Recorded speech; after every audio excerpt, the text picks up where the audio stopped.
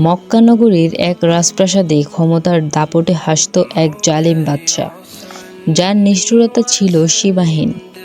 কিন্তু একদিন তার প্রাসাদের ভিতরেই ঘটল এক অলৌকিক মর্মান্তিক ঘটনা। কি ছিল সেই পরিণতি, যা কাঁপিয়ে দিয়েছিল পুরো মক্কা নগরী? মক্কার বুকে তখন রাজত্ব করতেন এক অত্যাচারী শাসক। তার নাম ছিল মালাকুল জব্বার, অহংকারী রাজা। সে ছিল প্রচণ্ড অহংকারী এবং নিষ্ঠুর। তার সৈন্যরা প্রাসাদের উপর সামান্যতম অপরাধের শাস্তি হতো নির্মম। তার খাজনা এত বেশি ছিল যে গরিব প্রজারা তা পরিশোধ করতে হিমশিম খেত। কোনো প্রজা প্রতিবাদ করতে গেলেই তার গর্দান যেত। মক্কার প্রতিটি অলিগলিতে তার জুলুমের চিহ্ন ছড়িয়ে ছিটিয়েছিল। মানুষ দিনের পর দিন আল্লাহর কাছে তার ধ্বংসের জন্য ফরিয়াদ করত।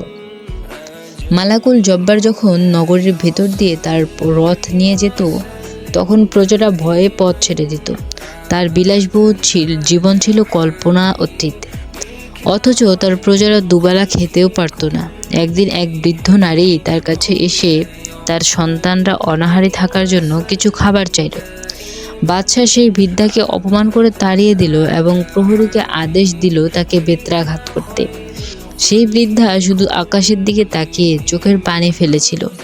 এক রাতে বাদশাহ তার প্রাসাদের সবচেয়ে উঁচু চূড়ায় বসেছিল। চারদিকে বিলাসবহুল পরিবেশ, হাজার হাজার দাসদাসী তার সেবায় নিয়োজিত থাকত। হঠাৎ আকাশ থেকে এক তীব্র বজ্রপাত সরাসরি বাদশার উপরে এসে আঘাত হানল। মুহূর্তের মধ্যেই সমস্ত অহংকার, ক্ষমতা, জীবন ধূলিসাৎ হয়ে গেল। তার দেহ একেবারেই পুড়ে গেল। তাকে চেনা যাচ্ছিল না। প্রাসাদ কাঁপতে লাগলো। সৈন্যরা ভয়ে দিশেহারা হয়ে পড়ল।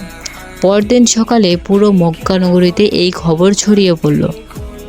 প্রজারা বুঝতে পারল আল্লাহর গজব, ক্ষমতা, অহংকার এবং জুলুমের শেষ পরিণতি কতটা ভয়ঙ্কর হতে পারে তা মালাকুল জব্বারের করুণ মৃত্যু প্রমাণ করে দিল। এই ঘটনা স্মরণ করিয়ে দেয়, জালিমরা যতই শক্তিশালী হোক না কেন, আল্লাহর বিচার থেকে কেউই কখনো রেহাই পায় না। তো ভিউয়ার্স, গল্পটি কেমন লেগেছে কমেন্টে বলবেন। আর এরকম ভিডিও পেতে অবশ্যই চ্যানেলটিকে সাবস্ক্রাইব করে রাখবেন।